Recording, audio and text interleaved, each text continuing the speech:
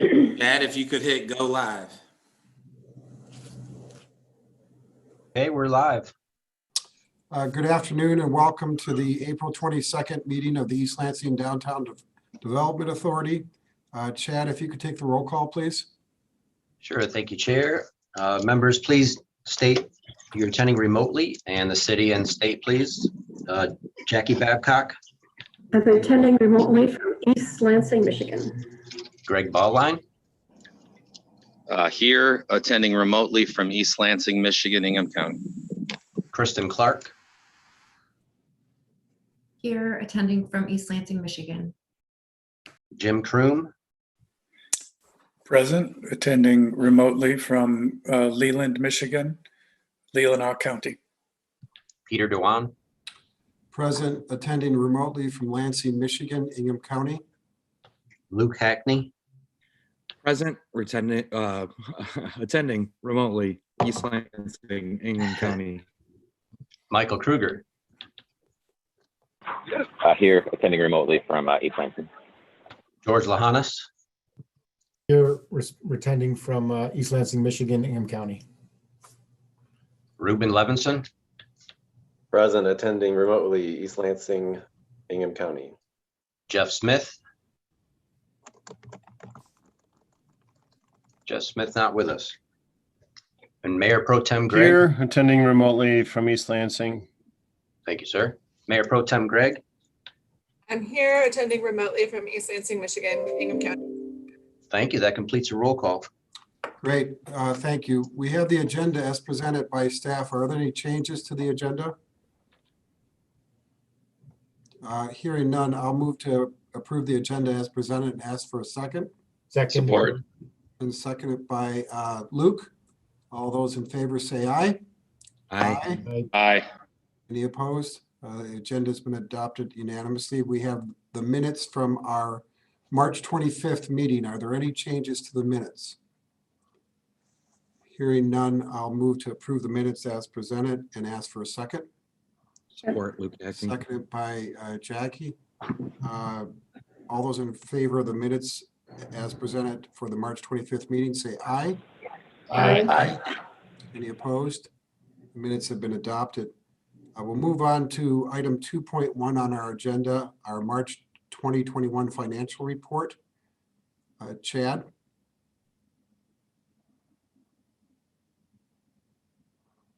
Thank you, Chair.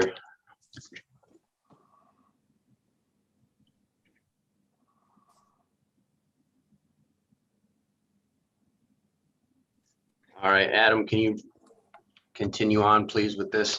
Thank you.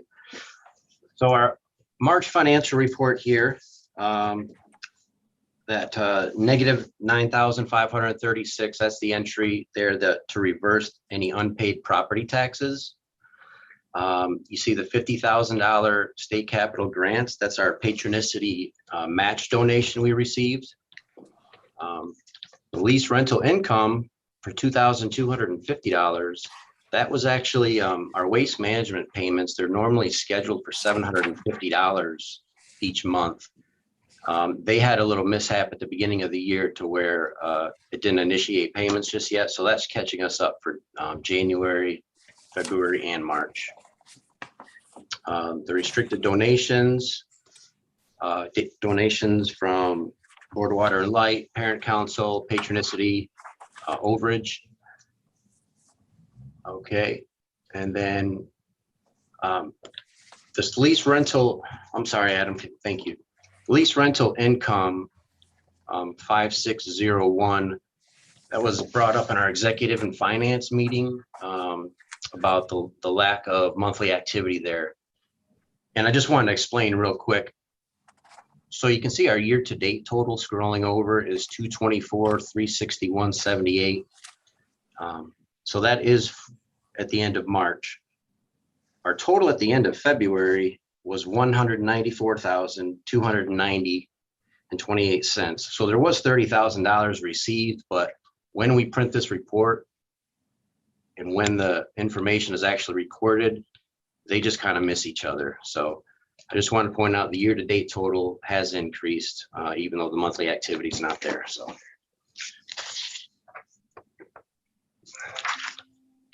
All right, this page here, our salaries for salaried employees and our contingent employees is showing up here, as well as all the insurance, social security, retirement, things like that, for the labor that we used for city employees throughout our place project. The 30,000 here, that's our billed quarterly to us, the municipal service contract. And then here's our $216 communications. That's actually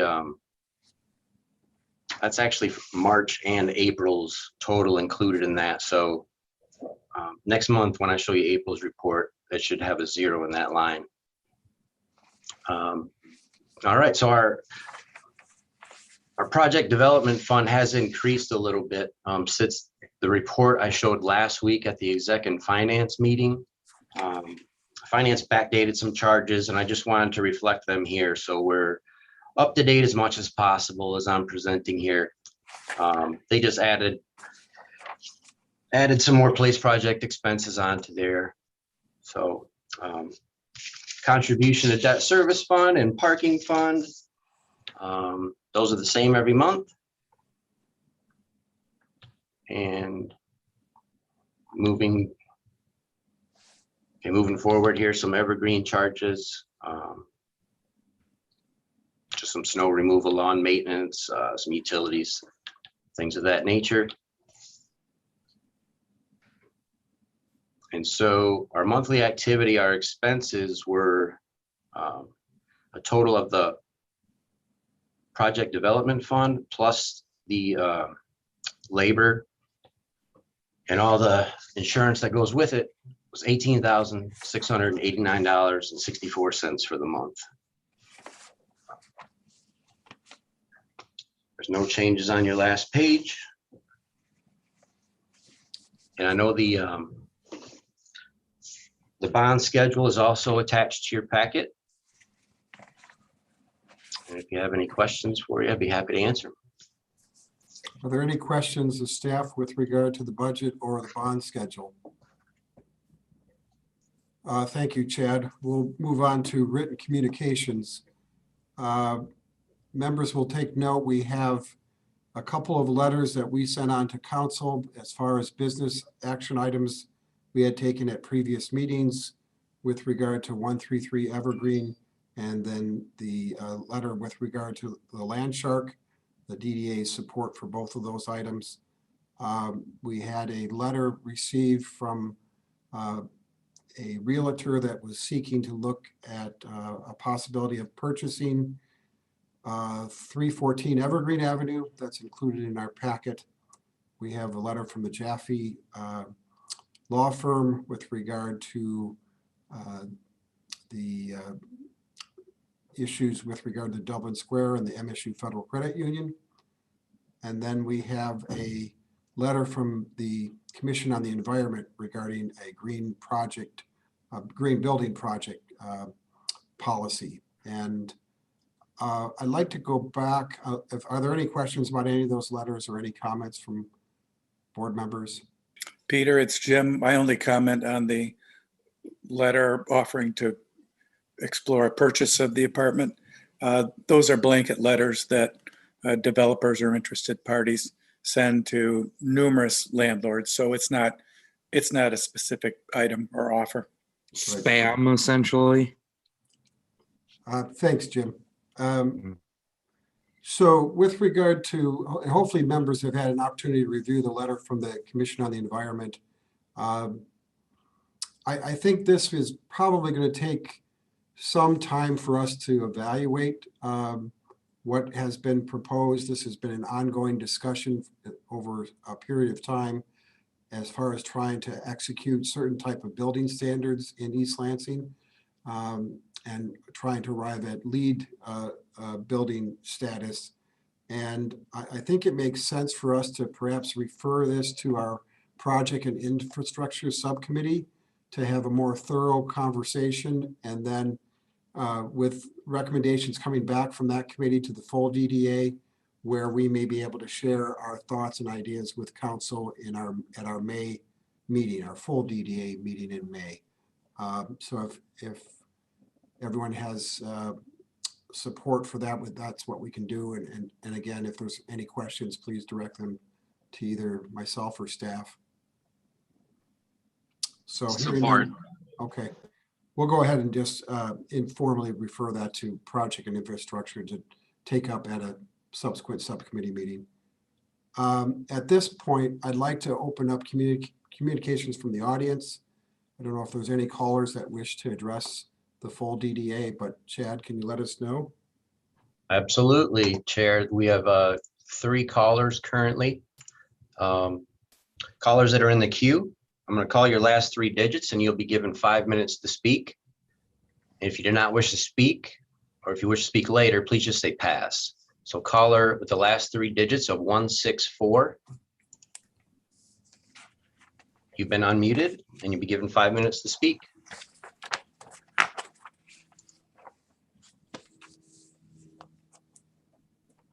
Caller 164, would you like to speak? Hello, can you hear me? Yes, sir. Your 5 minutes begins. Hello, it's Michael from Pattaya calling. Welcome. I have been trying to get your attention about a matter I'm having with waste management. Do you all recall the situation we had where we were getting price gouged? Yeah, you're welcome to address the DDA, Michael. Thank you for calling in. Okay. Yeah. So yeah, basically I have a small boutique. It's called Pattaya. I don't know if you're familiar with it or not. It's on East Grand River, 213 East Grand River. I realized a few months ago that Waste Management was charging us roughly $230 a month, and they had been charging us an average of $210 a month over the course of 6.5 years. I thought this was ridiculous, outrageous, and error. I brought it to their attention. They said, "Nope, no error. This is this is a fair price, and this is what we're gonna. This is our price." And so, consequently, I got a list and realized that they rent these rooms from the DDA, and then they build the merchants and such downtown. And what they were charging us was an absolutely outrageous amount. For example, Urban Outfitters, it was getting charged around $75, $80 a month, and they're 5 times the size of Pattaya. Every other soft goods retailer was getting charged a much lower rate. Restaurants that were double the size were getting charged, a much lower rate. I mean, just an obscene, not a little bit lower, but like many, many times lower. So I tried to get a refund for the difference. I tried to get a better rate from them and a difference, and they don't really want to play ball with me. They offered me, they won't really give me a fair market rate. They told me that they would give me a refund that would take me to $155 a month, which I have declined because it still is crazy. It's still obscenely high. They charged me over 78 payments, over $16,000, and in our store in Ann Arbor, for example, we paid about under $2,000 in that same period. So they've really overcharged us. I've tried to work with them. The reason I'm bringing this to your attention specifically is the only way that they're able to service the merchants downtown is through a contract through the DDA, something that they're signed and you approved. That's the only way they can service the downtown merchants. And because they have been so completely unethical and treated me so poorly, I'm hoping that when their contract expires here at the end of the year, that you will refuse to work with them, that you will go forward with another company. I've talked to everybody. I talked to reps. I've talked to 4 different levels of reps there. They all stand by their story, and their argument is, yeah, we overcharged you, but we got away with it for 78 months. You should have caught us sooner. Okay, which is ridiculous. It's ridiculous. And if you look at there is a contract. It's been on your agenda before, and it's accessible. I received it from the clerk, and there's a list of all the other merchants, and you know who they are. You live there, you know who they are, you know, I don't know why Pattaya has been singled out to be gouged like this, and I don't really want to accept their de minimis offer. They want me to sign. The only way they'll give me a penny is if I sign a non-disclosure agreement. So if I do accept it, if I do decide to go forward with them, I won't be able to discuss this with you again. I don't want to throw it away because it is a significant amount of money, but it's nowhere significant enough. You know, they probably owe me, you know, anywhere from arguably from, you know, nearly $12,000 to $14,000 depending on where you put the needle. You know, GNC is another retailer that was right next door to me, roughly the same size. 30 seconds. Thank you. They're paying $66 and change a month, while Pattaya was getting charged $230 a month. Okay, it's just obscene. It's wrong. I've tried and tried to work with them, and they just keep telling me to pound sand. So anyway, I welcome your thoughts, and this has been a ridiculous amount of time for me. You know, I'm not sure what I want to do with it next, but I appreciate your time and consideration on this, and I hope that, you know, this actually has an impact. Thank you. Thank you very much. Thank you, Michael, for your call, and thank you for apprising the DDA of where the present status is on this. And we will certainly share your comments to City Council and make them aware of some of the issues that you've experienced. So thank you for calling in today. Next caller, Chad. Sure. Caller 903. You've been asked to be unmuted and be given 5 minutes to speak. It's a caller with the last 3 digits, 903. If you'd like to speak, you're 5 minutes. Thank you. Victor Loomis, no comments, just monitoring your discussion. Thank you. Thank you. Next caller, last 3 digits of 963. You've been asked to be unmuted, and you'll be given 5 minutes to speak. Hi, this is Alice Drager. There are a few items that I don't see on your agenda that seem important for the DDA to know about. So perhaps you all know about these things already, but I thought I would just mention them. One is we have a story today about the MSU FCU versus Oaxaca's dispute. And a surprise to me as part of that is that MSU FCU has decided to lop 3 feet off the building on the north side in order to try to solve the problem with Mr. Oaxaca's. So that is going to be a very different situation if the Dublin Square property gets redeveloped. Secondly, I continue to see no discussion at the DDA of the form-based code, and it seems like it would be a good idea for you all to have an active meeting with the Planning Commission. The form-based code, if it goes through, is going to radically change what property owners have the rights to do and not do on their properties throughout the entire DDA and beyond. I've mentioned, I think before to you, that I asked the Planning Commission if there was any plan to do any study of what the economic impact of this change could mean. Would it spur development or could it halt development like happened in the East Village? And I know the staff and Planning Commission rejects the analogy to the East Village, but the property owners in the East Village who also own property in the DDA tell me the analogy is not inappropriate. So I really think you might consider doing a joint meeting with the Planning Commission to discuss what's in the form-based code. Similarly, the housing study came to the City Council for the first time this week. There'll be more information next week, but it seems critically important to me that the DDA engage in that because it has a lot of implications for the DDA. More importantly, the city is looking at the potential of getting $12.5 million from the American Rescue Plan, and included in that is the potential to help businesses who have suffered from the pandemic. It's a lot of money. The city staff has said they're going to continue to engage the public on the question of what to do with that money, but I haven't seen that engagement. So I think the DDA ought to be actively discussing what they might want to try to achieve with that money. It's a real opportunity, and we certainly don't want to do anything that gets us less than every dollar of that possibility. And finally, I'm confused as to why the DDA has not been asked to sign construction licenses for the ongoing work between the Evergreen Avenue and the DDA's properties. All of the other owners, and I've talked to all of them along the Evergreen Avenue strip, have been asked to sign construction licenses. it has serious effects on the properties, and maybe the attitude of the city is that it's owned by the DDA, therefore it's sort of, you don't have to give your consent. But I think really the DDA ought to have been made aware of the impact on the properties and should have been asked to sign construction licenses. At this point, if you go over there, you'll see 314 Evergreen is in a total hole. I don't know what the plan was going to be if you guys had not voted to demolish it, because it would have been a real problem.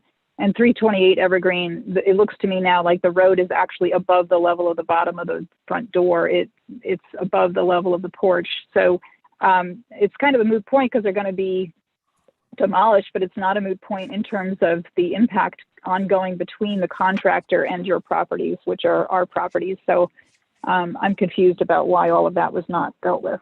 That's all my comments. Thanks again. Thank you.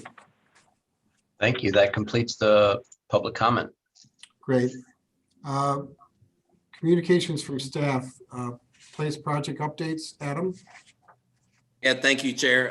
Before I get into place project updates, just a few other updates regarding downtown. The Graduate, we anticipated that may open in mid-June.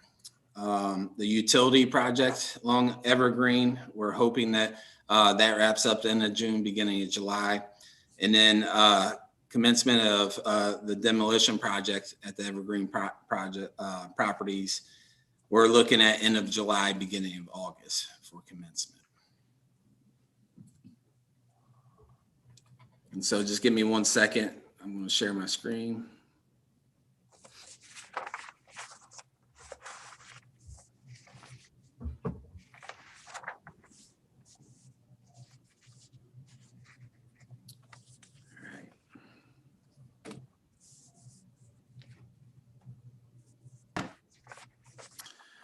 All right, I wanted to provide some updates on the place project.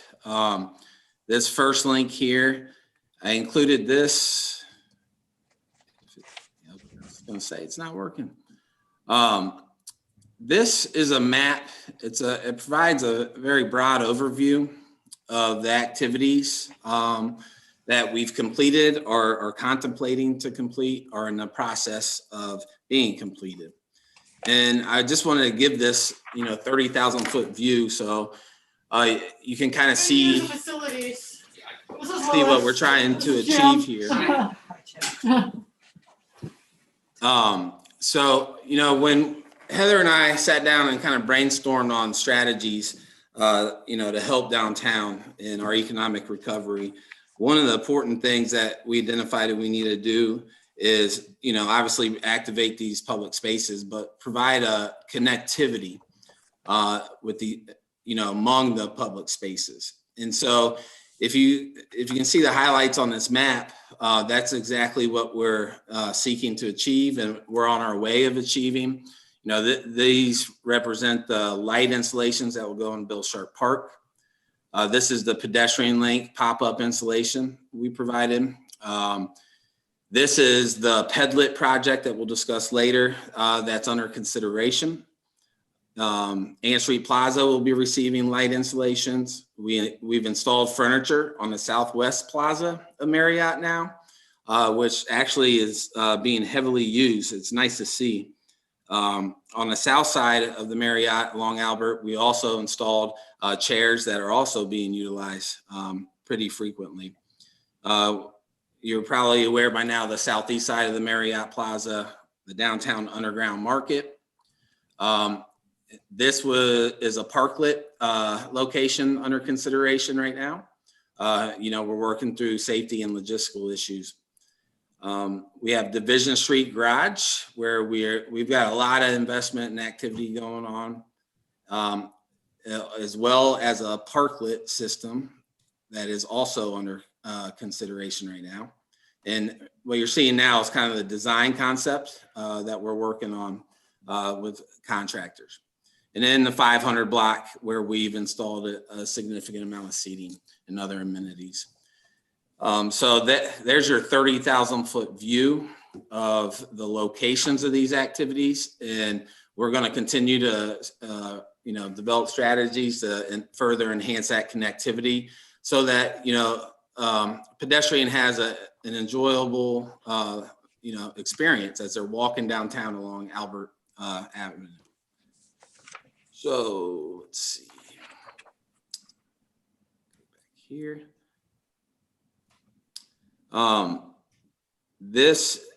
A lot of you may have heard this presentation last week at some of the subcommittee meetings.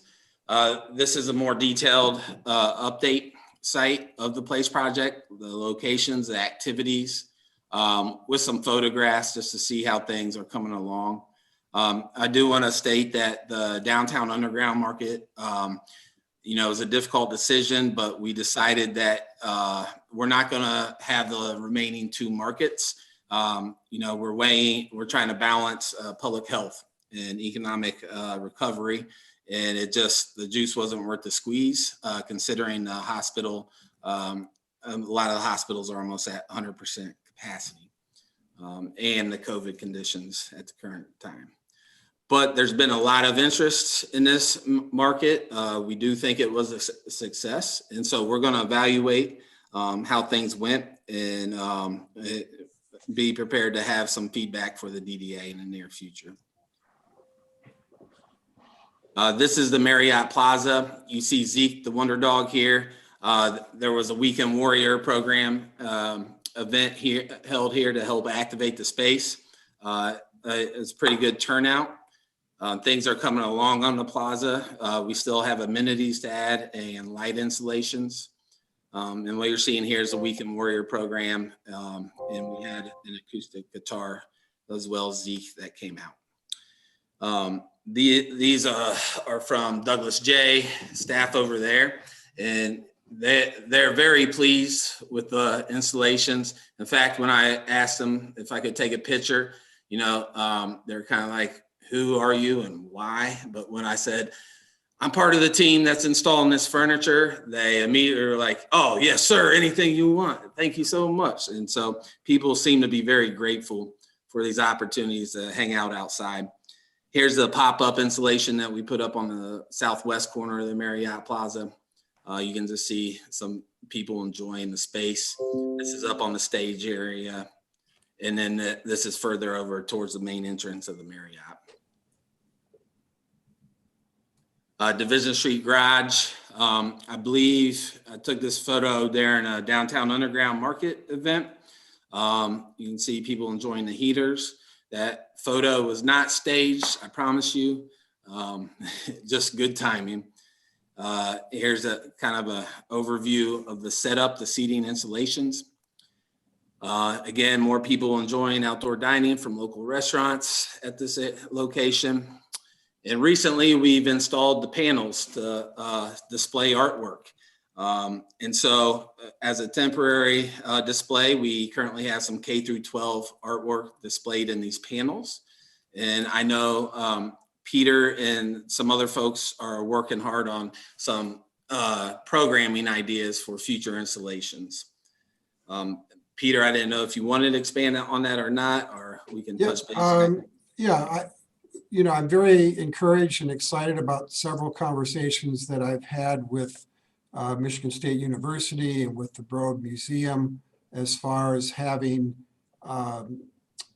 portions of the Kresge collection displayed not only on these art panels, but perhaps in other areas of the city. We're still having ongoing conversations that will be unveiled as we get a little bit closer, but in the immediate, we're looking at using this as a collaborative relationship between the Broad and the city of East Lansing to really beautify our downtown, to create placemaking opportunities, to activate public spaces in our community and make art much more accessible, and also draw attention to the vast collection that exists with the Kresge Art Museum and with Broad.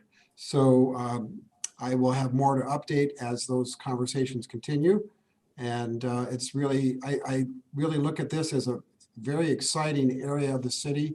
When you think in terms of metro scene around the corner, the Broad Art Lab, Saper Galleries across the street, the ongoing mural that we're having painted along the Division Street parking garage. I know when you stand up on the southeast corner of the Marriott Plaza and look over at this space, even with the colorful, we used to call them the gerbil cage, it's really a very exciting location and could be a hub for many more programming, art and cultural activities. So stay tuned on all of that.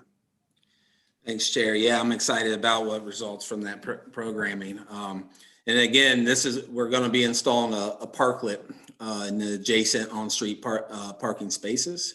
That will increase the seating capacity and, provide a more vibrant space. We did remove the benches and bike loops there. We are getting this pressure wash next week. It's in need of some cleaning. And then the benches are going to be refurbished and the bike loops will be reinstalled. We're just working on exact locations where they'll be installed throughout this location. So they're coming back. They're not going away permanently. Ann Street Plaza, we're just going to be installing some lights here to help enhance, the placemaking attributes of the location. What you see here is another Weekend Warrior event. Beautiful sunny day, actually. Another Hey, Weekend Adam. Warrior. Did someone say my name? Yeah, Adam. Yes. I didn't mean to interrupt. I know you made mention at the MSU community workers meeting yesterday that some stuff had walked off. Yeah. From some of these areas. Is that worth addressing? Well, so let's see, where is this guy? What I've had missing since we've started all this is this one sign, and then they actually didn't take the chairs here, but they took the turf. Someone walked off with the turf. And so now we're ensuring that all the chairs and tables are locked down with the turf so that they can't remove the furniture from on top of the turf and steal the turf. So we continue to adapt to the creative theft that continues to occur. So thanks for bringing that up, Mike. No, I do appreciate it. It is an ongoing issue that we continually have to address. So the 500 block, another Weekend Warrior program, help activate the space. I think we've all seen this. Fraternity help us, get the snow out of the alley so that we could do the Weekend Warrior program. Another good shot. And then hopefully, maybe you guys have all seen these by now, but the whiskey barrels that we've purchased, we've started to convert into a table that has seating attached as well as umbrellas. So getting creative here. People seem to really be liking that design of those whiskey barrel modifications. Adam, can you go back to that slide for a moment? Yep. As we're talking about activating spaces in the downtown, and I know perhaps you're going to address what we will be doing along Albert Avenue between Abbott and Mack. I'd like to kind of look and explore ways in which we can do this, a similar type of thing in this alley, as far as making accessibility for, in addition to the whiskey barrels and the umbrellas, but maybe some programming in this space that would allow restaurants to have outdoor dining at some of the tables that are used in this area, as well as perhaps the possibility of having alcohol beverages in this area. And again, I know that will require a certain amount of discussion, but similar to what we did over on Albert Street, if we can take a look at this area and incorporating that as well, it might be a great way for people to enjoy a sunny afternoon outside and enjoy their lunch. Yeah. Okay. Yeah. I've got that noted down for future conversation and consideration on our end. And yeah, the outdoor dining, it is open to the public. So anyone can take carry out there, but as far as the alcohol, we'll have to do some research and stakeholder input. Great. Thank you. The pedestrian link, again, it was just a pop-up. You're seeing Weekend Warrior program. we will be removing this infrastructure to allow Barrio to do their outdoor dining over the summer.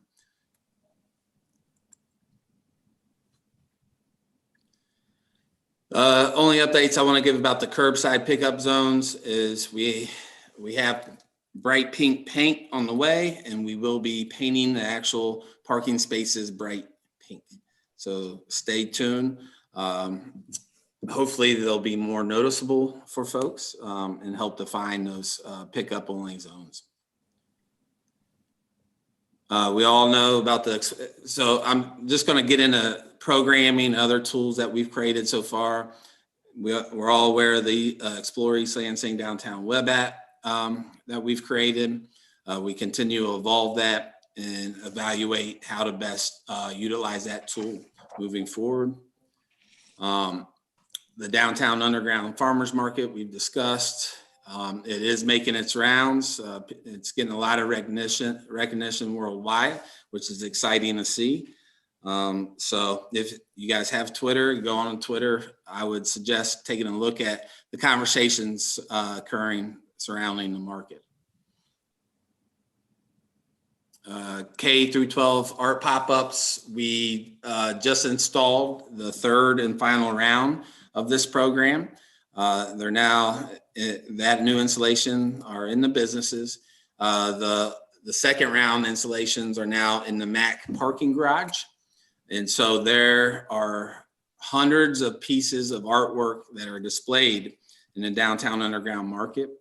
And so at this point, with the markets being canceled, we are trying to figure out a strategy on how to get some exposure to that artwork before it's removed.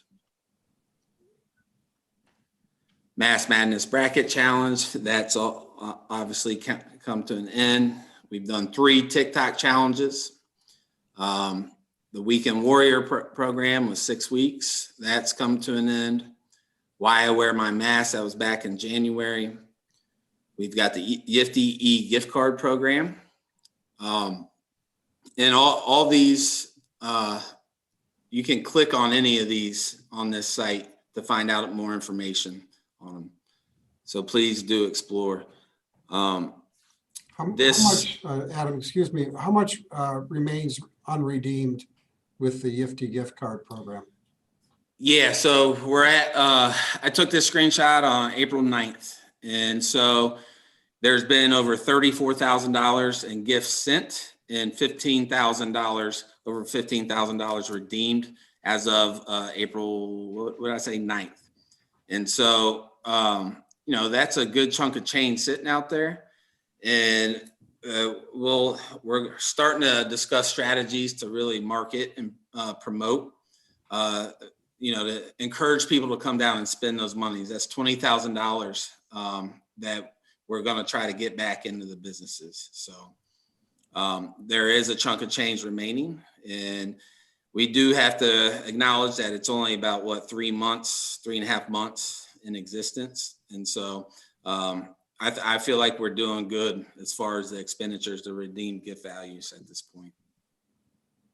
Thank you. Coming soon. So a summer series, concert series with a quartet.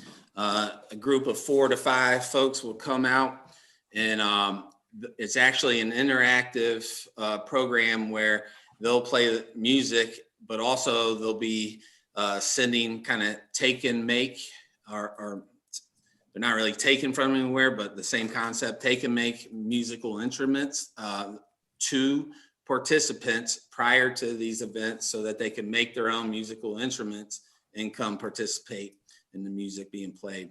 Right now, we're considering the Division Street garage location for this series, but we're going to continue to evaluate the best location for this event. There's 4 of them that will occur bi-weekly over the summer. Marketing and advertising, we'll discuss here in just a minute, more details, but we're going to be ramping up our downtown marketing and advertising efforts. We'll be working with some folks on prioritizing what we can get done over the summer as far as image and branding campaigns, social media strategies, overhauling the existing EL Buzz website or creating a new one, and then really ramping up cross-promotional campaigns on social media with downtown businesses. And outdoor dining guide is on the table as well. We do have a long agenda today, so I won't click on this, but feel free to click on it. Just gives you a little insight into the trivia on the street. This program is going to be implemented over the summer as well. Great, Adam, thank you. Any questions from board members about the PLACE project? I actually just have a comment, and it's about, unfortunately, litter. I was waiting for takeout behind, for crap's sake, last weekend, and it was, that little alleyway there was full of containers with food, litter. I just wondered if there's any thought about making sure that, yes, people are picking up food, and I think it's great because I'm doing it myself, but making sure that we sort of keep things a little bit clean, especially in the alleys and so forth, because we don't want critters. So I just thought I'd mention that because it was pretty obvious. I mean, there was an empty container of macaroni and cheese and wrappers, and it's pretty gross. So I just thought I'd bring that up. Yeah, I'll pass that message along to our DPW folks. So thank you. This is Jim Kroom, have we heard from the businesses in the new building at the corner of Abbott and Grand River, the drugstore and what else is there, the coffee shop, and how their business is going? No, I have not personally heard from them on how their business is going, no. I can say anecdotally, just literally being able to see it across the street, it actually does seem like they're doing really well. I see a lot of people at Dunkin' Donuts every morning. It seems like at least the apartment structure above it is acclimating to it really well. So, and I've observed the same thing, Luke.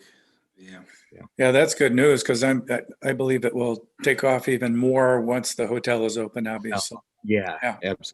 Yeah, and even going further than that, I still go to Target a lot, and I still go to CVS, and it just seems like they're spread out enough, and people are, like the Marriott's got CVS. This hotel will have the Walgreens. Like, it seems like there will be enough business to go around. Yeah, it seems like it's much more vibrant, just anecdotally, and from what I've observed. And I've also heard from two people. That's not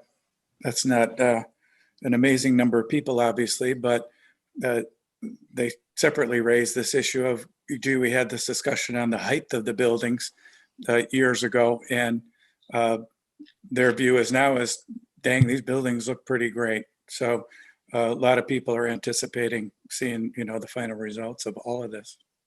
Yeah, absolutely. My parents are in town for the week, and my father's mind has been blown away. So we're doing something right. So thanks, Luke. Jim, Adam, are there additional comments you wish to make on PLACE project? I just want to note that there is an updated budget for your review, and then as part of the PLACE project, where we are getting ready, like I said, to ramp up our marketing and advertising efforts. We actually have hired a community and economic development intern to help with the implementation of the PLACE project.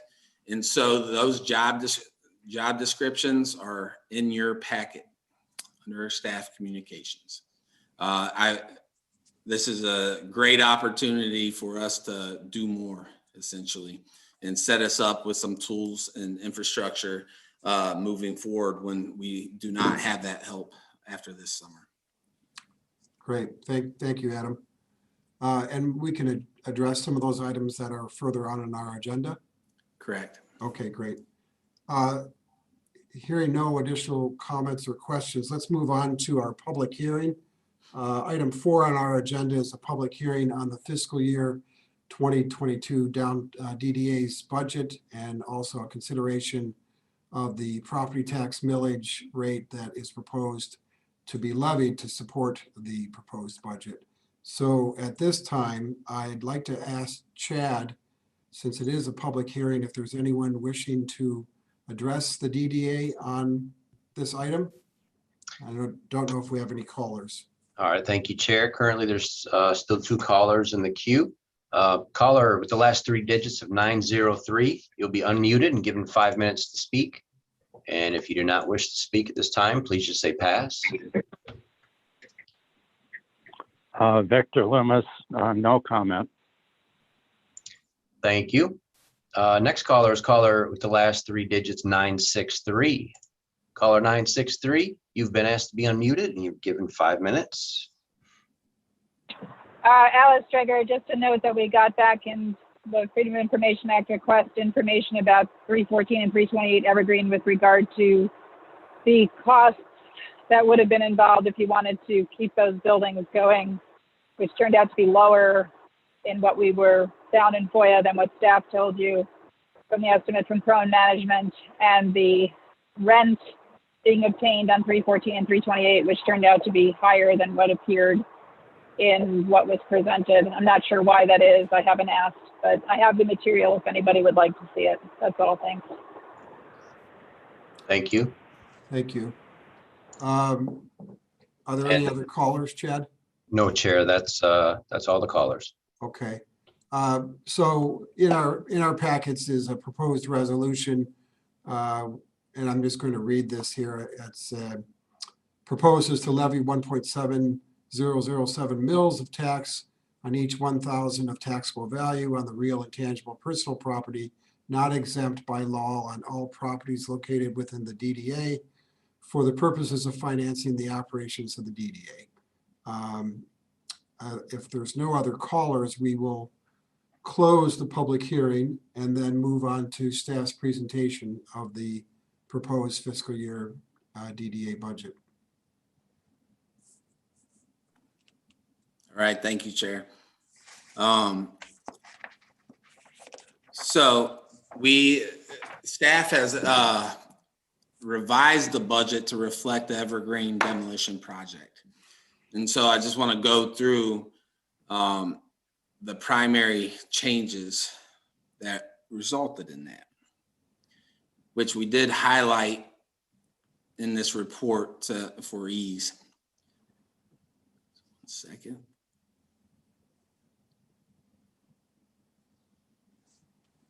All right. So everything that's not highlighted yellow has remained the same. What's changed to reflect the Evergreen demolition project is the lease and rental income. So we're removing lease, revenues from the rentals for 2 of the Evergreen properties, keeping 2 of them. But then we're also adding the 51,000 and some change dollars for the land lease for the MSU FCU project. The capital contributions you see here highlighted in yellow, that reflects the cost sharing of the demolition project from MSU and MSU FCU. The reappropriated equity. So what this number represents, this 29,000 and some change, that's actually the net impact of the demolition project at Evergreen. And so what that means is after we calculated the income and the expenses, revised the budget based on the demolition project, it's gonna, we had to reappropriate $29,345 from the fund balance. And so that's where that money came from to pay for the additional costs associated with the Evergreen demolition project. We changed contract services because that number is obviously going to reduce now that there's not as many properties to manage.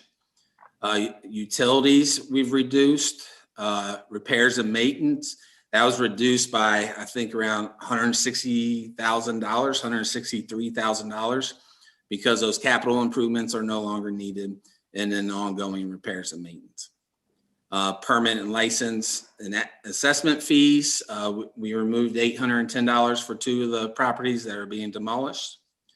This capital outlay is reflecting the cost of the demolition project of up to $200,000. And that is the summary of changes that we made to the budget since you've last seen it. Now, we go back.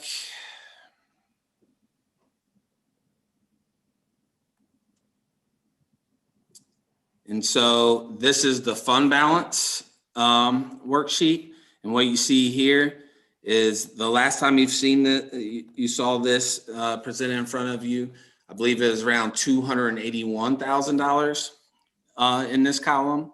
That increased by that 29,000 and some change based on the Evergreen demolition project. And this is where we anticipate where we will stand at the end of fiscal year 22. And so with that, do we have any questions regarding the budget?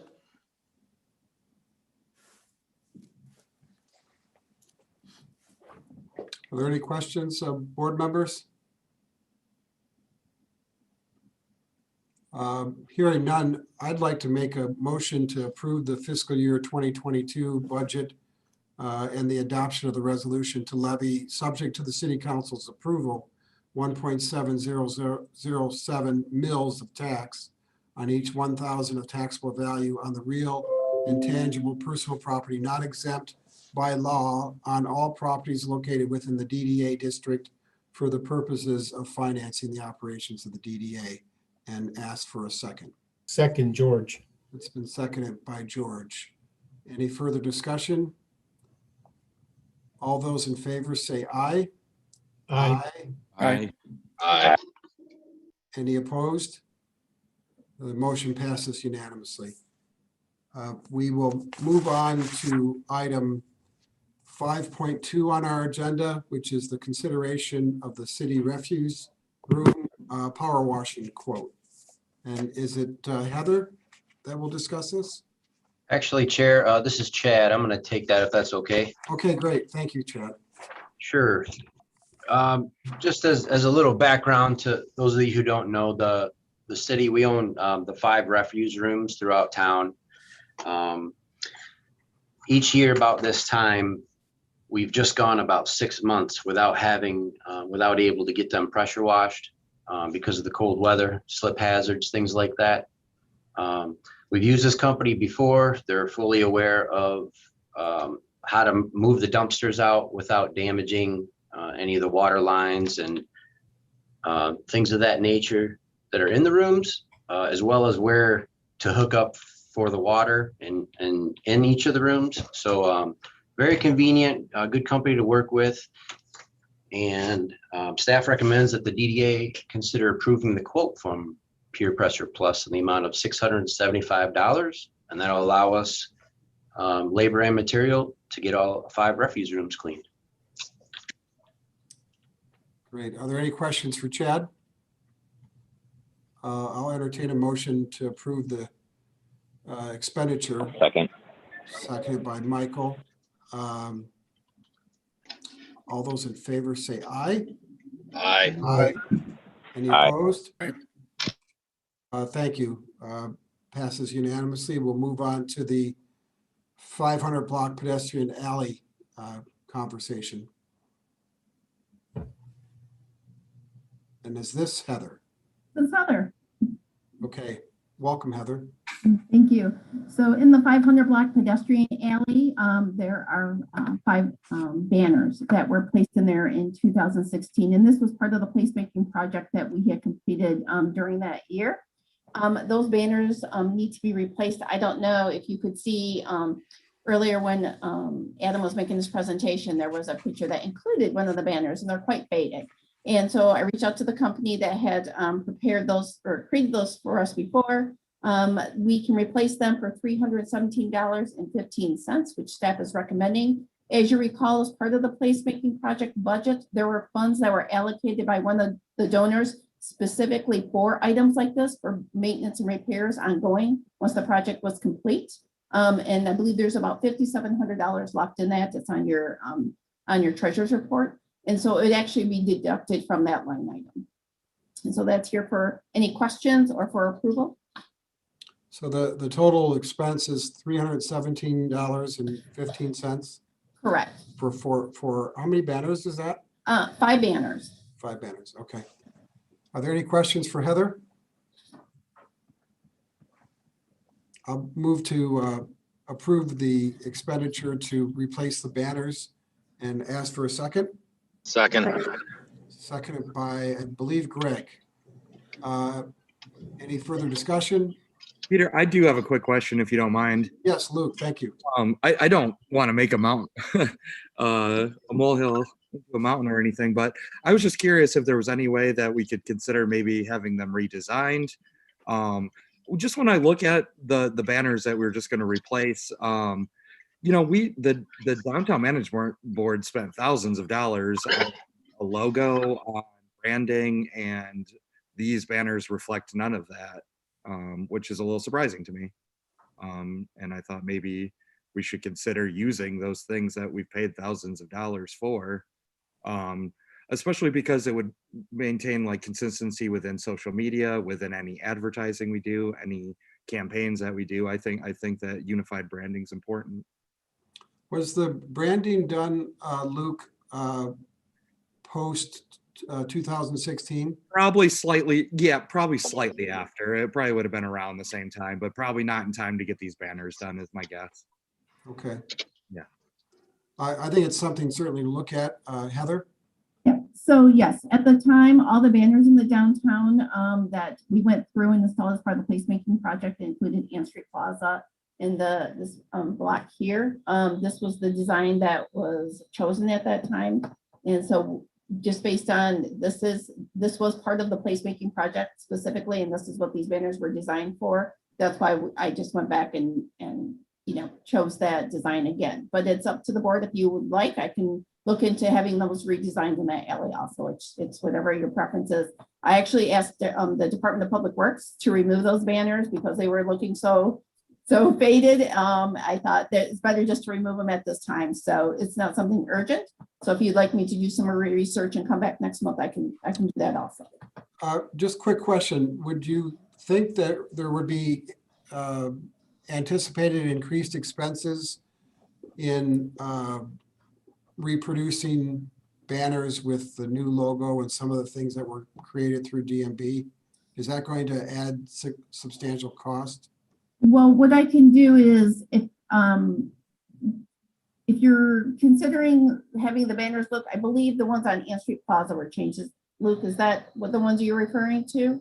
I believe so. I'm more just referring to like the actual downtown logos and plugins. Yeah. Right. So there will be some, if we're going to go with the same one that was redesigned, those types of logos, there might be some additional cost. I don't think it would be substantial, and maybe we'll double the price just for some design. But I certainly can look into that and come back with a couple options next month also. Right. And I don't know if this is out of line, but like my firm would be more than happy to donate any sort of redesign if that would save us money. So what is the pleasure of the board? As a quick question, Chair. Yes, George. Yeah, so are we replacing all the banners, or is there only a portion of the banners that have worn out? So we want to keep them consistent? Is there an issue there? Because are we replacing 5, but there's 20 extras and we have to keep them matching, or will we replace them all, or is 5 all of them? Maybe I missed it. 5 in this pedestrian alley. There were banners on Ann Street Plaza that matched these. And at the time, I believe the DMB was doing some additional or some changes with their logo, and that they replaced some of the banners in the downtown. So why I stuck with this was the logo that was attached to the placemaking project, and it tied back to the original City of the Arts colors. Mm-hmm. That's how that theme these banners were designed. And so for the 2016 placemaking project, that was the banner that was designed to reflect that project, if that makes sense.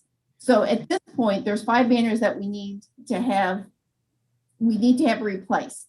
We can go with a different design and go with what the, a different design, and I can come back next month with options, and you still have the option of reprinting these. So I can come back, I can do some more research and see if there's other banners that we want to replace or if we want to install. It's the pleasure of the board. But with these banners specifically, I just want to point out, we would spend the funds from the placemaking project. If we go into other places of the downtown that weren't part of the placemaking project, that would have to pay for out of a different line item of the DDA. I'm trying to understand, because Luke's point is good. Do you want to update them now that you're replacing them? But do you also want to, I'm just trying to figure out if you leave them consistent because there are other banners elsewhere and you don't want to replace banners across the whole city, just to update the logo. So that's what I don't quite get, but maybe Right. That's part of you. So why don't, yes, it would be staff's recommendation at this point for let me do some more research. Let me go throughout the downtown, see if there's other banners that need to be replaced, get some photos, and I'll bring back the board options at the May board meeting, and we can make a decision at that time. So. Great, thank you. Yep. So there's no incredible sense of urgency as far as immediately replacing the banners, right? No, the faded ones have been removed, so. Yeah, I agree. There should be some consistency. I think Luke brings up a great point. And to the degree that we have to replace banners in the downtown, we should have some level of consistency. I didn't realize that there were a couple different designs out there. So I will retract my motion, and we'll just leave this as a business agenda item and bring it up after Heather has an opportunity to do a little more research for us. So thank you, Heather, for that background. Let's move on to item 5.4, the property management services for 340 and 344 Evergreen. And Heather, is this you as well? Yes. So we recently issued an RFP for the property management services. At the time, it was for 328, 334, 340, and 344. During the time that this was put, the RFP was published, and we received the responses to that. As you know, DBA took action to demolish 314 and 328 and 334 Evergreen. So I did reach out to all three of the vendors who submitted a RFP for the management services, and they just adjusted their prices accordingly based on it would only be the two properties. We did receive three proposals, one from Hughes Real Estate and Property Management, one from Dave Buki LLC, who's a local property manager, and then one from Just Enough Builders, and this is Dan Sutterby and John Reynolds. And John Reynolds may sound familiar because he managed the properties for several years for the DD, and then stepped away when his plate got too full. But he's partnered up with Just Enough Builders for this property management RFP. Based on a quick review, I know you have a busy agenda. Staff is recommending that we go approve the RFP from Just Enough Builders. John Reynolds is very familiar with the properties. So he would be doing the managing, dealing with the tenants on their leases and that piece of it. And then Dan Sutterby would be more on the maintenance side, which will be really nice. That'll be a great partnership for us. They also have a bookkeeper. Dan's wife Kelly is a bookkeeper, and she'll be doing the books for these two properties. So that is staff's recommendation. If you look at the monthly management fee, $350 per property, that's what up until a year ago, that's the cost of the properties. That's what our management fee was for those. And then their hourly rate for repairs and maintenance is $50, and their ground maintenance is $30. And then it's typical, there's a 10% markup on all invoices paid. So Quasar actually does have a contract with the city or with the DDA until August 31st. Due to COVID and how their business was set up, they had to step away from property management, and so they had reached out to me earlier this year asking if there was any way they could get out of their agreement earlier, and so that's why we went ahead and issued this RFP so that we can wrap up the agreement with them and start a new property management service with another company. Heather, what is the length of this contract? It would be 1 year. We would do typically it's our standard contract that we would have. It would be for 1 year. And there's always a stipulation in there that we can extend it for a year if both parties agree. So, Can we terminate the contract prior to a year? yes, there's a 30-day clause in there. Okay. Any questions, George? You're muted, George. Oh, sorry. I was gonna make a motion if people don't have questions. So if people don't, Any other questions? Go ahead, George. I make a motion to approve a contract with Just Enough Builders LLC and authorize the chair to sign the agreement. Or It's been offered by George, supported by Luke, to take staff's recommendation to retain Just Enough Builders. Any additional comments to the motion? Questions? Hearing none. All those in favor say aye. Aye. Aye. Any opposed? Thank you. We'll move ahead to item 5.5, consideration of arts programming specialists funding requests. Adam? Thank you, Chair. So, we've already discussed the 3 temporary part-time positions we're bringing onto the team this summer.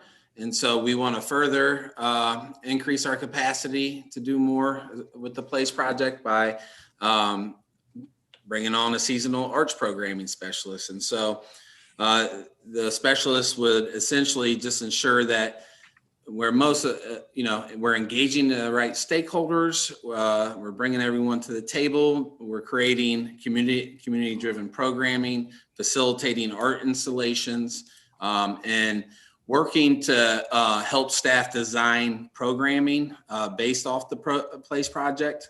Think of the K through 12 art installations. We need to evaluate the program, evolve it, and we don't want it to just be a COVID-19 response program, but an ongoing annual program.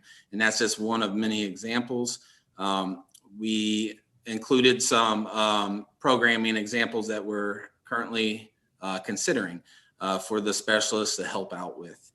And so with that, staff's recommending the DDA consider allocating $6,000 from the district art projects line item in a project development fund to fund this temporary part-time PLACE project arts programming specialist. That was a mouthful. What is it presently in that project fund? $10,000 that has not been spent in fiscal year 21. Okay.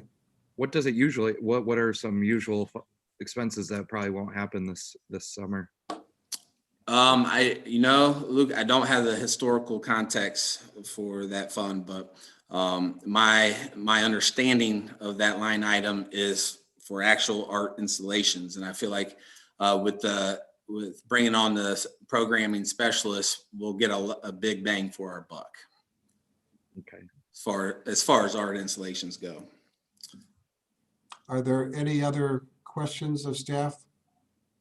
I move to support the recommendation of staff to allocate $6,000 for this specialist position. I think we have a really extensive list of items and projects that we've already identified with regard to PLACE project and placemaking. And I think this would be a great addition and use of those resources to make certain that we're activating those spaces. So I'll ask for a second.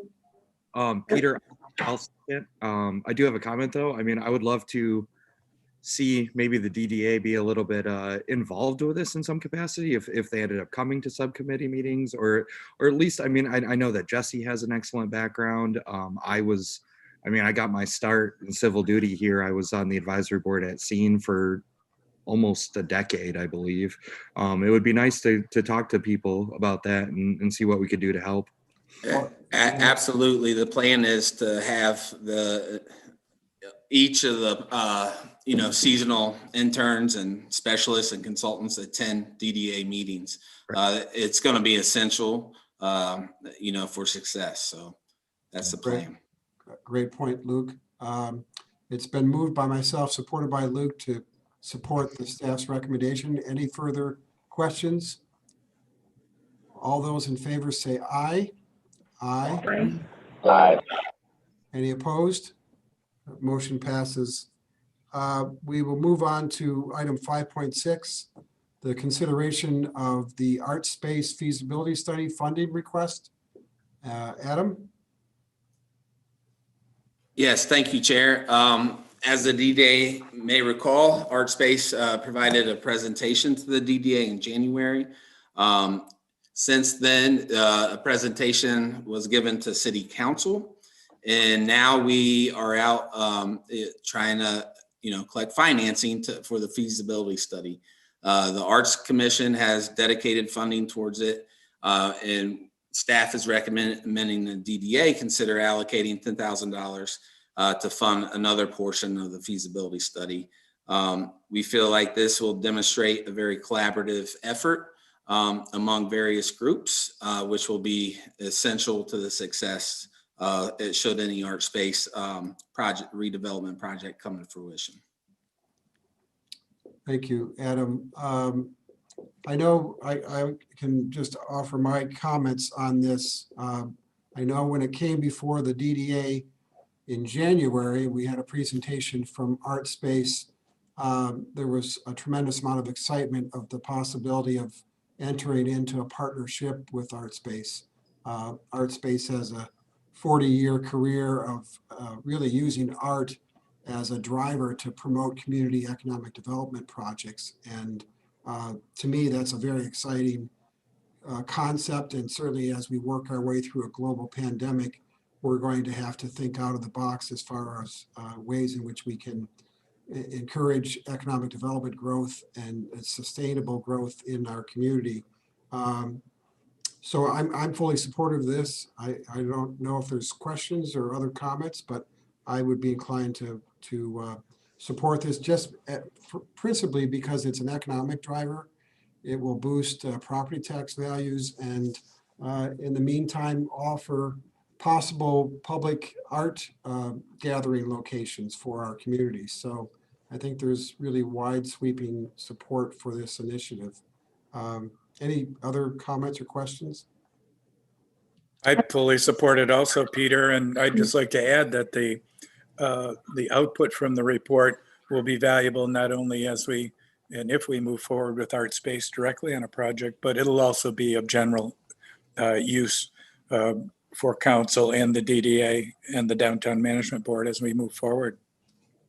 Thanks. I agree as well. I, in fact, sat in the meeting with the first presentation to DDA, and that's what sort of piqued my information about my interest in being on the commission. So I really appreciate the fact that we're moving forward with this. Great.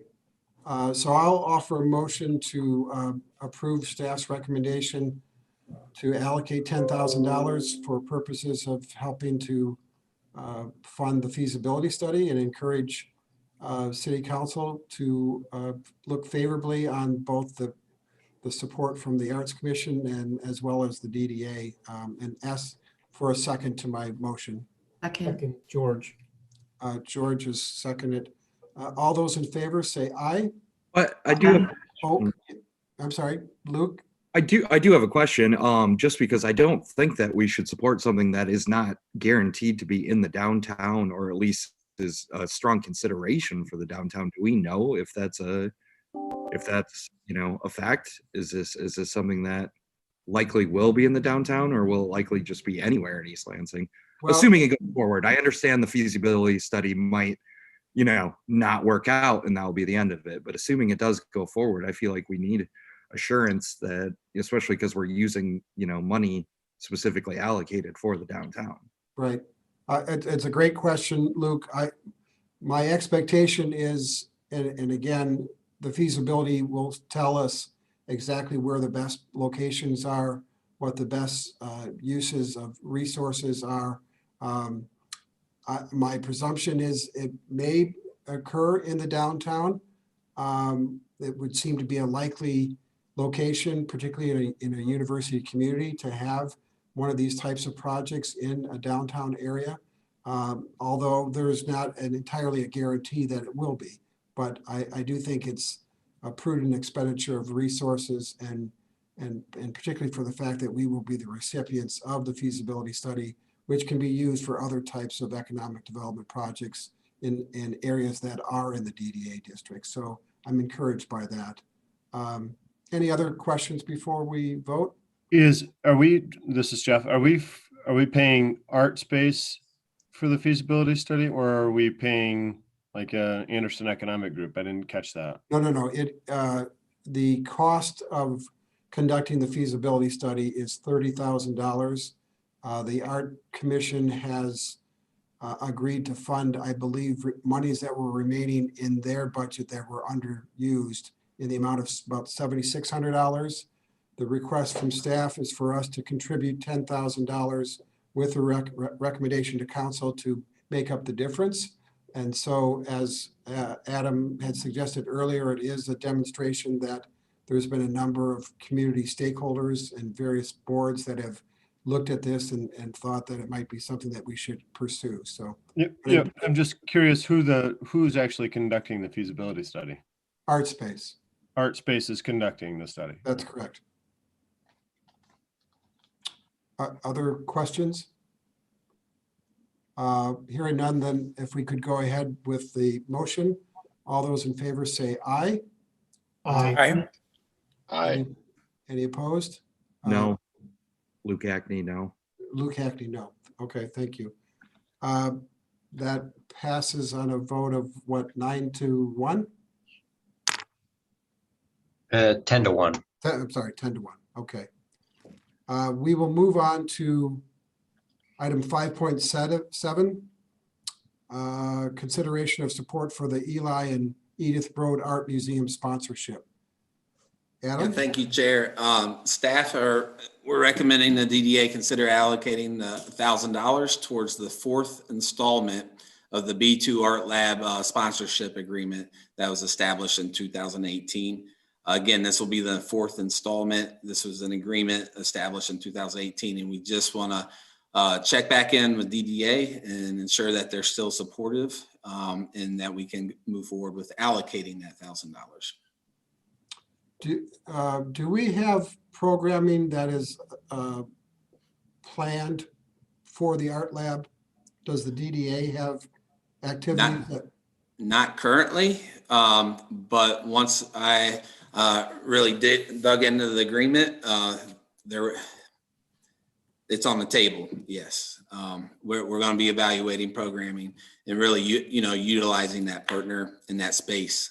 So that is one of the benefits of our renewed sponsorship, as far as working collaboratively with them to do programming in the downtown.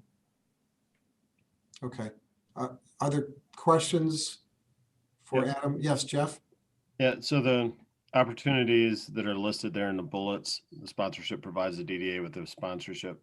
It includes all the benefits. The B2 Art Lab's been open for a while, correct?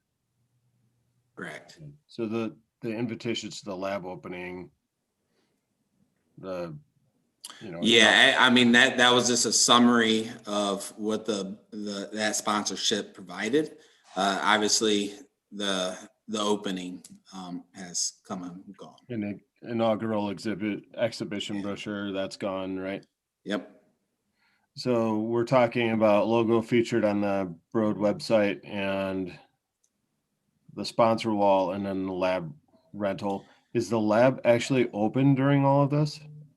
During the pandemic? Yeah. I don't believe so. I think there's been limited openings, but I don't know the exact hours, Jeff. But I know it's been closed, it's been open. I just don't know the exact, how long the duration or anything. It's open on weekends, I think, just limited hours. And I did go to one art opening there. I think it's infrequent. It sort of depends on what's going on. And I know they indicated that they had the busiest Saturday on record due to the K through 12 art installations that were installed there during the pandemic. Right, and they're planning offering some courses this summer, like once a month, sort of craft kinds of things, but they're going to be outdoors.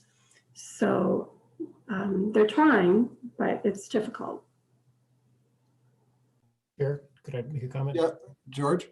Yeah, I'm going to say I'm supportive of this. I mean, at this point, even if it's $1,000 and symbolic that we're supporting them, I mean, the Broad is a great feature in the downtown, and obviously they've come across into the downtown with a storefront to try to activate things and have people engaged in positive things in the downtown. So I think it's great. And if we do a small part to support that, I think that's a great symbolic gesture and also a gesture to keep programming going on in the arts. So I'm supportive. Great. Any additional comments or questions? I can chime in, Peter, with a little bit of other information. Sure. I obviously during the pandemic, it was difficult for them to host in-person events, but they are working on getting their community studio space activated. I collaborated with them to film a tutorial on how to use their sewing machine that's on site. And I know that they've invited other people in to do other short tutorial videos to orient people to use their equipment. And then I also just want to mention that we had the new director of the Broad speak at the last Arts Commission meeting, and she is a hugely community-minded person with a lot of really exciting ideas. So although I would say that that space has languished a little bit in the last couple of years, I think there's very promising things on the horizon in terms of activating and integrating that space into the downtown. So I wouldn't judge the worth of this donation on the past of that, because there's been some staff changes and updates. I think that we can look ahead to promising things on the horizon. Thank you, Mayor Pro Tem Greg. Any additional comments? Just really quick. Sorry. Yeah, go ahead, Jeff. Yeah, I just wanted to reiterate. I was just making sure that we updated the sponsorship information there to reflect what the $1,000 was likely going towards at this point, even if it's token. I appreciate having the art lab, greatly appreciate having the lab, and $1,000 is not it's fairly insignificant at this point for the value of having them. Great. I will offer a motion that we approve the sponsorship support of $1,000 for the Eli Broad Art Museum Lab and ask for a second. Luke, I'll support. Supported by Luke. Any additional comments? Hearing none, all those in favor say aye. Aye. Any opposed? Motion passes unanimously. We have no, let's see here, item 5.8, I'm sorry, Adam, the Pedlet pilot project on Albert Street. All right, save the best for last. All right, so essentially what the narrative says in this memo is we are evaluating a Pedlet pilot project to do on Albert Street over the summer. Pedlet is basically an extension of the sidewalk beyond the curb. And so in this situation, what we're proposing is to allow the businesses along the south side of Albert Street, Jolly Pumpkin, Barrio, Foster's, to essentially take over the sidewalk, right, for their operations. And then reroute the sidewalk on the one lane, the south lane on Albert Avenue, which would require a lane closure. We would leave the north lane open. This is very conceptual, still collecting feedback, still determining cost estimates.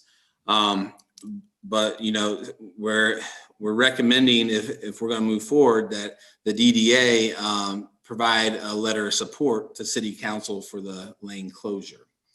And so we provided the details of the design and infrastructure we're considering to help address some of the concerns through feedback and just best practices for placemaking.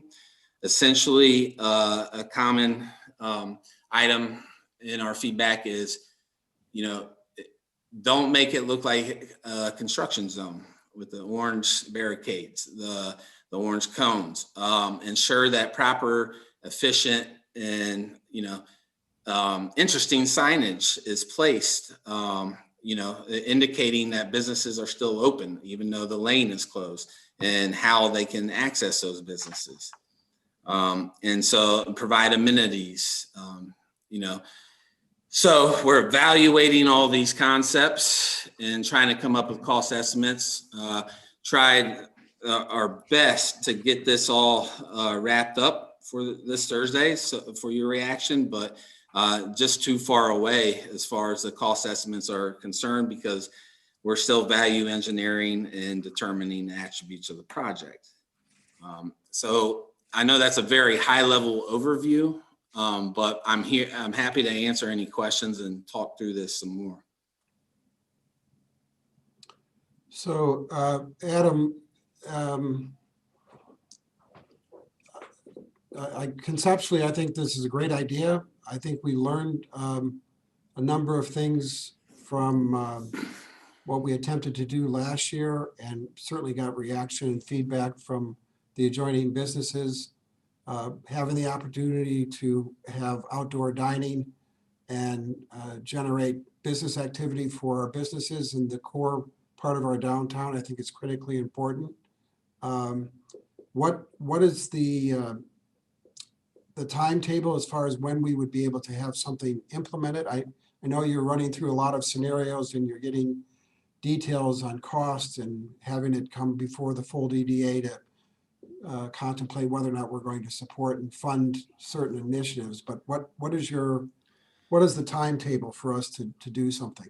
Yeah, that's a great question. So my understanding is if DDA is supportive, we'd be going to council the 27th of April and seeking support, and then coming back to DDA in May and seeing what kind of level of support the DDA may be willing to consider.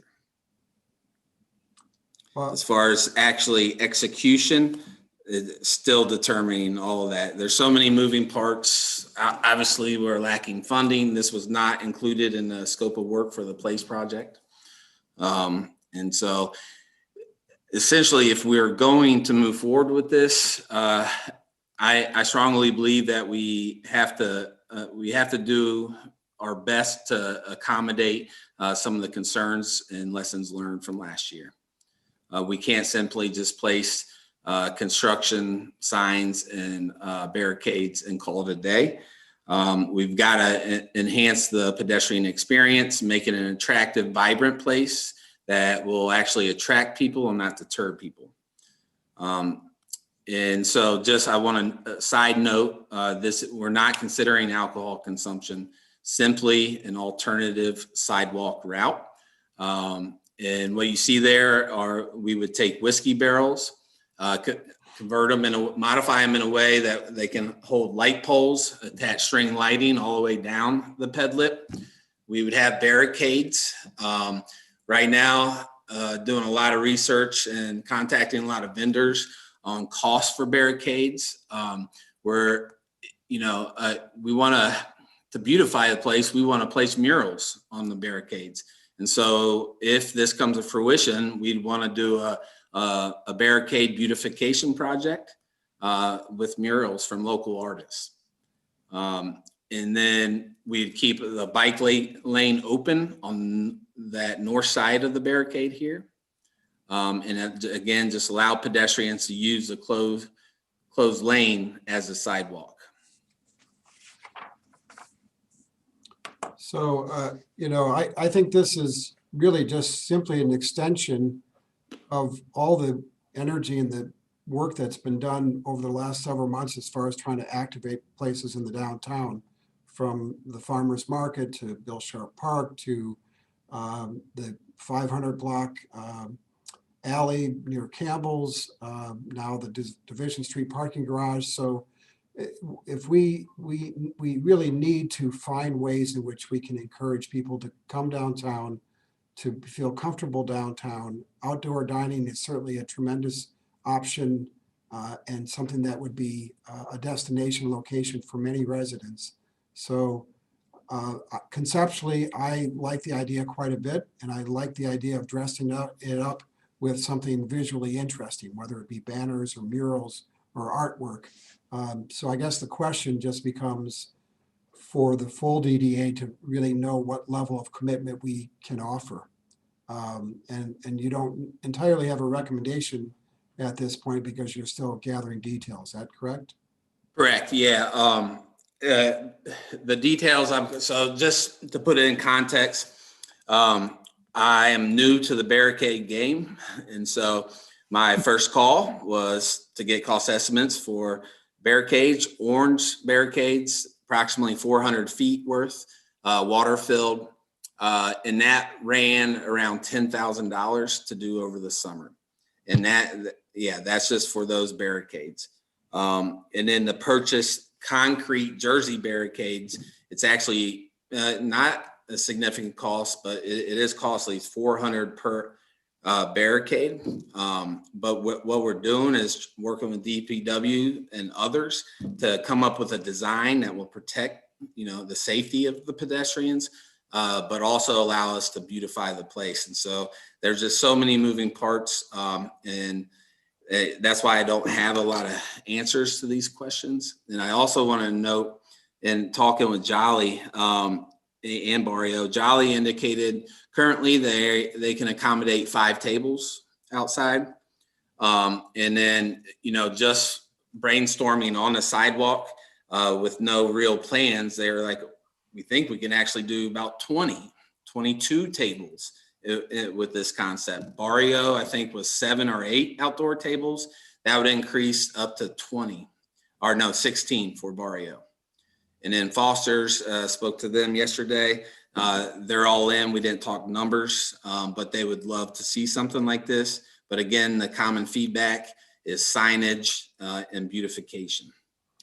What have you gotten as far as feedback from adjoining businesses along Albert, both now north and south side? Yeah, great question. So I think I've connected with 10 businesses that are in support, a couple of them in support with concerns like, hey, don't really mind the closure of Albert, but can you please help out with signage, because last year the signage wasn't too great. Others were supportive, again, as long as we did beautification strategies. So, I've spoken to 10 that are supportive, and then 5 that are not supportive. And of those 5, 1 or 3 of those businesses are owned by one owner. The concerns that owner expressed were, the appearance that there's construction that would deter people, the history of construction that's occurred over the years that, that's kind of been ongoing. And then the construction that's coming in the future from MSU, FCU. And so just the ongoing construction concerns, and then indicated that they were concerned about behavior. And so we're trying to address all these concerns, and we're hopeful that removing the alcohol consumption from the project, will help with the behavior. And then the Barrio Jolly would be responsible for managing their own dining areas and alcohol consumption.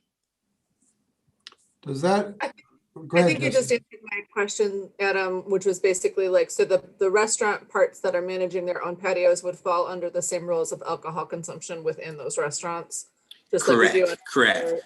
Patio. Correct. Okay. Yep.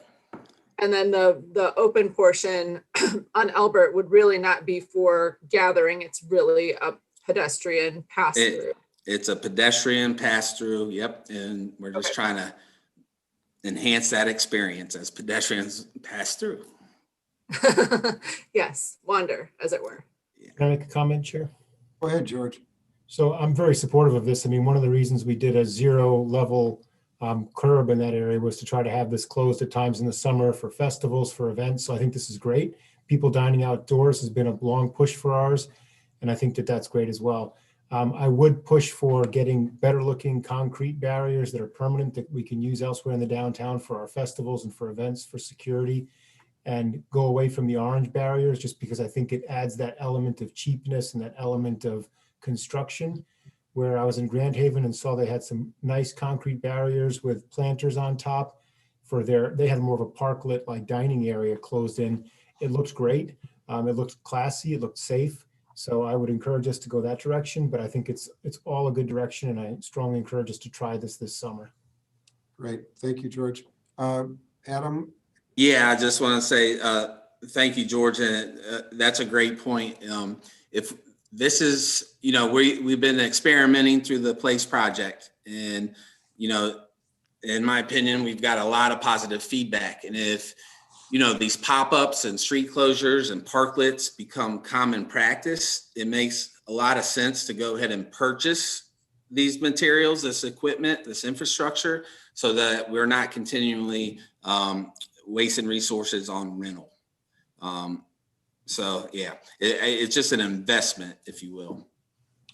What I really love about the idea is the fact that it really encourages what we really enjoy about downtown, that it's pedestrian friendly, it's a walkable community, it's an area where people can gather, and the concept of the beautification of the downtown is, I think, critically important because it makes it a very inviting area for people to want to come and see and check out. I liked the idea, and I've heard it from others. Some communities have hanging planters on the lanterns all the way through, or streetlights all the way through the downtown. And I think that is something that we really should be doing and should incorporate, because it makes it a very festive, very garden friendly, pedestrian friendly, inviting area. So, conceptually, I think we're very supportive of this. I think a matter of what we're prepared to fund is another question, and what we have the availability to fund. Does it help that we can say, the DDA would be supportive to X amount of dollars? Does that advance the conversation? Or do we just simply communicate to council that we would like to do these types of things in the downtown, and then see what the council's prepared to allocate as far as resources?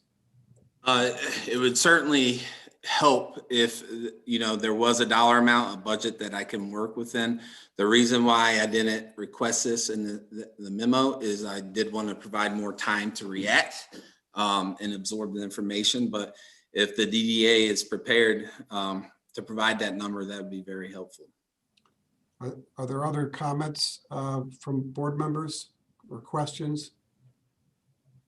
Yeah, I echo that. The more we can beautify, make pedestrian, create sense of place, the better. And if it means that we're picking up more permanent items, the issue then becomes, where do you store it? How do you move them so that they aren't constantly damaged? The labor cost to move things back and forth. Are they weatherized? Are they designed to be out there for a long time? But I think at this point, I think everybody on this call and everybody on the DDA is all for, I don't want to speak on behalf of everybody, but beautifying the downtown as much as possible. The temporary things are great, but I think it's time to start moving towards something more permanent. Great. Thank you, Jeff. I would make a motion that the DDA would commit up to, let's say $15,000 towards funding, and with the idea that this would be an ongoing initiative, that it wouldn't be just simply restricted to the summer, but that we could entertain the idea of having spaces in the downtown, particularly along Albert Avenue, where it's very pedestrian friendly. So again, I think staff needs to come back to the DDA and outline more detail, but if for purposes of advancing the conversation, I would be comfortable allocating $15,000 from our development budget towards this initiative. Support. Second, George. Seconded by George. Peter, this is Jim. I'm in favor of it. All my questions have been covered. I think it's super that staff is attentive to the beautification aspects, attentive to the needs of the businesses and to safety. also the question on restaurants will be able to have alcohol outside and they supervise it. I think that's important. And George did cover that this area was designed for this purpose and with this purpose in mind. So I'm very supportive of it. Thank you, Jim. Any additional comments? Can you just repeat your motion? I'm just a little, the wording is, so you're saying that this is, this is a offer of support with up to 15, I mean, because all this is a recommendation, right? Right. That's a great point, Luke. The intent of my motion was to suggest the DDA would be supportive of further defining what we're attempting to do with regard to pedestrian-friendly activities and pedlets, and that we would allocate $15,000 for purposes of advancing the conversation in this area, not to exceed $15,000. Okay. Does that clear it up at all? As long as staff or attorney are satisfied with that language, it's fine. So staff would come back. Staff would have to come. So it sounds like they can spend it. Is that what you're getting to, Luke? Can they spend it or do they need to come back? Right. Can they spend it or do they need to come back? I guess that's my question. Okay, Michael, did you have an additional comment you wanted to make? No, I was wondering about exactly that. Are they just able to spend it without coming back, or did they got to come back to ask for approval? My intent would be that they would come back, but you know, I like the idea. I look at what resources we have available in our budget. I think we need to have a little more definition of what we're actually trying to do, but I don't have objections of allocating $15,000 to advance the conversation. This is a recommendation to move forward with this with an intent to spend up to $15,000. That's correct. So subject to the DDA's further review of what's being proposed. Yep. Yeah. Okay. Thank you. Okay. Recovering strong. So I've offered the motion. It's been seconded by George. Any additional comments or questions? Seeing none, all those in favor say aye.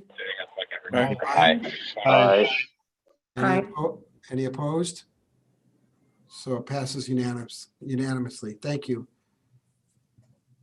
We will move on to the next item on our agenda. We have no unfinished business. Is that correct, Adam? That is correct, Chair.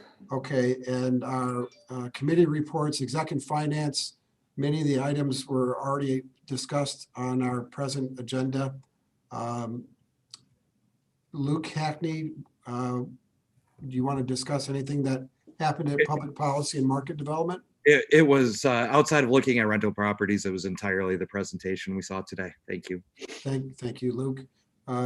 Project and infrastructure did not have a meeting. Luke, I'm going to come back to you. Parking task force? Parking did not meet since our last meeting. Okay, thank you. And Jim Kroom, Downtown Management Board? Yeah, we just have the recommendation to City Council to continue the downtown assessments at the same level for the next 2 years. So we assume that will be put into place because of COVID and other business and economic concerns. We did not recommend to raise that over the next 2 years, given the challenges of businesses. And then we've also been sponsoring and supporting the part of the daytime, nighttime, anytime project, the pop-up art exhibits that have been so successful with the school kids artwork and so on. So that's my report. Great, thank you very much. Any board member announcements or concerns? I know this George and then Luke. Go ahead, George. I think that it was already mentioned last time about this gentleman from Pidia. I feel that that's a big injustice. And if that actually happened that way, that Waste Management should be doing something to fix this for him. And our role in contracting with them should be used as leverage to make sure that they are addressing that fairly. I think we sent a letter asking them to look into it. We should reiterate that letter and say that we're going to consider that in their renewal. You know, when I understand the point that he didn't address it for this amount of months, but the one person is sitting on one side of the equation with no information. He knows what he's paying, but he doesn't know what all of his colleagues are paying or all of his peers are paying. So, you know, Waste Management has complete information. They know what they're charging everybody. They should know this. So to come back to this gentleman after he figures out that he's paying 3 times as much or 4 times as much as his peers, that's completely unfair. They should come to him with something and say, we'll give you a credit for 3 years. Do something for the gentleman to fix this in a fair way that resolves this with him, I think, and then let us know that before we have to come back and sign an agreement with them. But if they're treating one of our members poorly and unfairly, I think that's definitely a concern for us. And we should reiterate that in another letter, reminding them that we expect them to do something, or that certainly will be a consideration of our renewal. And maybe it doesn't mean they give him all the money back, but there's got to be something here where they fix this for him and come to a resolution. That's what I think. Thank you, George. Now, would staff draft that letter to go back to Waste Management? Absolutely. Okay. Yeah, I agree. That was one of the points I was going to bring up. If we could bring this to like marketing or and the next subcommittee meeting where that makes sense, just to see if we can help, because I think Mr. Lahanis is correct that we did indeed send a letter and already asked for this, and reminded them that their contract is almost up, and there needs to be a renewal process, and we need to take stuff like this seriously. So maybe we should look and see if that original letter was indeed sent, but I think additional one would be great. Okay, thank you, Luke. Ruben? George or staff, that was my question too, and I didn't want to ask when the caller was on, putting anybody in the spot, but didn't we do something about that last time we sent a letter? Did we get no response from Waste Management? And then also, whatever the answer to that is, I think that there should be communication with the owner of Pattaya, because if I were him, I'd want to know what we're doing about it. Yeah, the letter was sent. To my knowledge, there is a disagreement between what Waste Management has proposed, that they would refund the owner of Pattaya, and what Pattaya's expectation is of what should be refunded. And so, I think all of these points are excellent. Another letter to Waste Management of the DDA's disappointment that they haven't successfully resolved this matter, I think would be appropriate. And I don't want to delay, because it has been going on for quite some time, that, as far as reassigning it to a subcommittee to evaluate again. I think if staff is prepared to draft a letter with all the information at hand that they're aware of that can be directed to Waste Management, I think that would be my preference. But I agree. I was actually just suggesting maybe this just be an agenda item to get a full scope of the responses and where, what exactly is happening is what I was suggesting. Yeah. And regardless of the outcome, just so that as a member and a merchant East Lansing, that he knows that he's being represented fairly and that we're working on it. I do want to emphasize that we are responding, and we have responded. We did send a letter. There's been multiple phone calls. It's been ongoing. We were hopeful they'd come to some resolution, and it appears that is not occurring. And so we'll take those next steps, and we'll follow up with the DDA next month.